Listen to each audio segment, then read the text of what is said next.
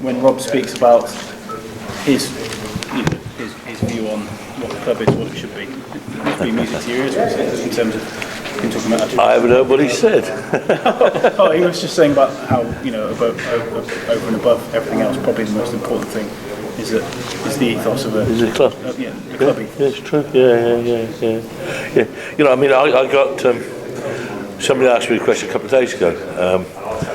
You know, I first arrived at the club in '93, and when I went to the first game, it was just the atmosphere, just the thing, the club. It's about the club, the heart of the club was there then. You know, one of our biggest challenges over the years, and in moving to here 10 years ago, is to try and keep that. And Rob's a big club man, you know, and he's trying to keep it together, and you know, try and keep as much as you can like a real. If you understand a real rugby club, you know, you going to a community rugby club is totally different from a professional rugby club.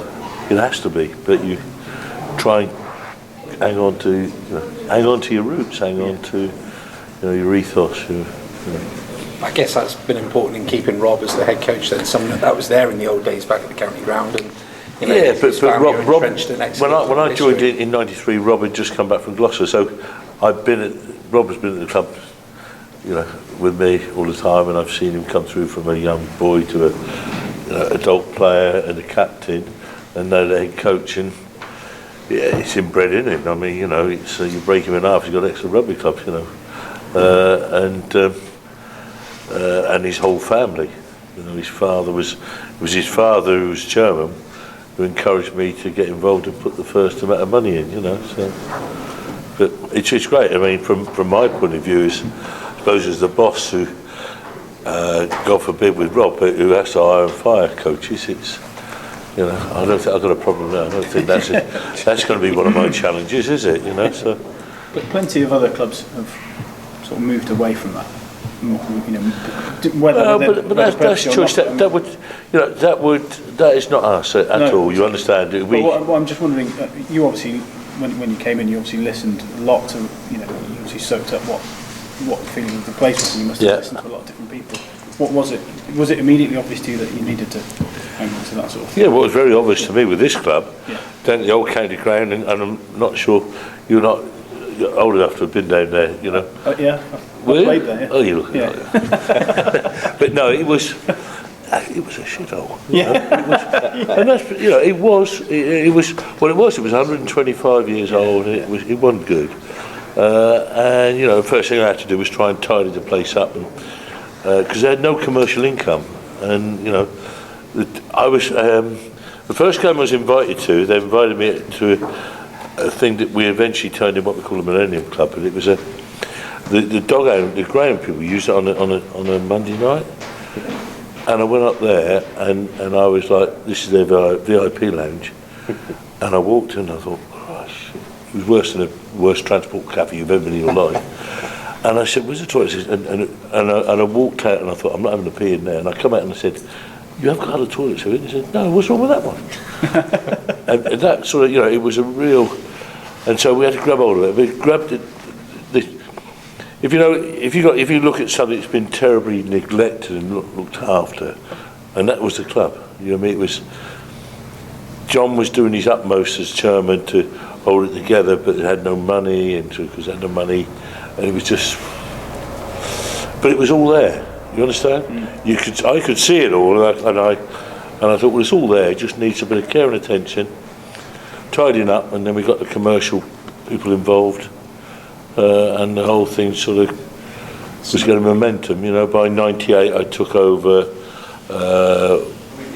formed it into a company, got rid of the committee, and we started to move forward. Then, so it was great. Lovely. Do you think there's going to be anyone left in Exeter on Saturday? I'm not sure there's going to be anybody left in the West Country this weekend, because we're in Twickenham on Sunday. I think you got Cornwall there on Sunday. We're there Saturday. Cornwall on Sunday, and Plymouth on Monday. So, there's a lot of people coming up. A hell of a lot of people coming up. I mean, we've stopped putting on coaches because we can't put any more coaches on, obviously. And we're at 27 leaving here 8. There's more going before. I mean, it's just phenomenal, isn't it? It's great, lovely.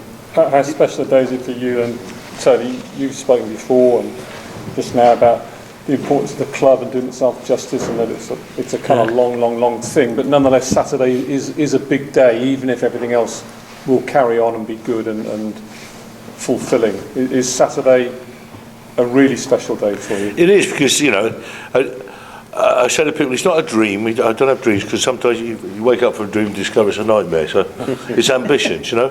Our ambition here at the club is to be the best in England and eventually the best in Europe. We're in no hurry. No hurry. We've got lots of times. There's no pressure. And we have an opportunity this Saturday to do that, and, you know, it'd be fantastic if we can pull it off. But if we don't, it's not a problem, because, you know, we're here for the long haul, you know, and we're enjoying it. Do you understand? We're enjoying the road that we're going along, you know, sharing it with lovely people. And Rob, and you've just had a chat with him. He's got a great bunch of guys, and got good players. I mean, I think we still got 5 or 6 of our players that got us out of the Championship into the Premiership, haven't we?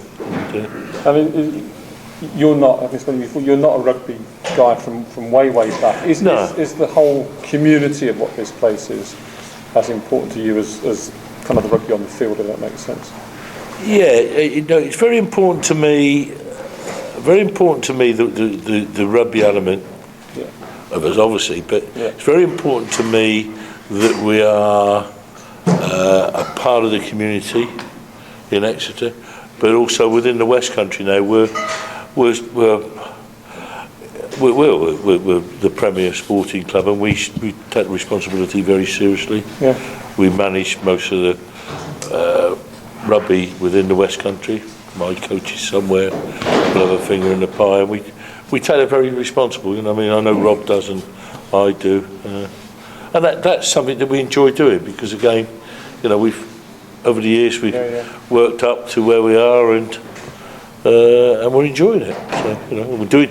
You know, if you do a job in life that you enjoy, then it's not a job, is it? It's a pleasure.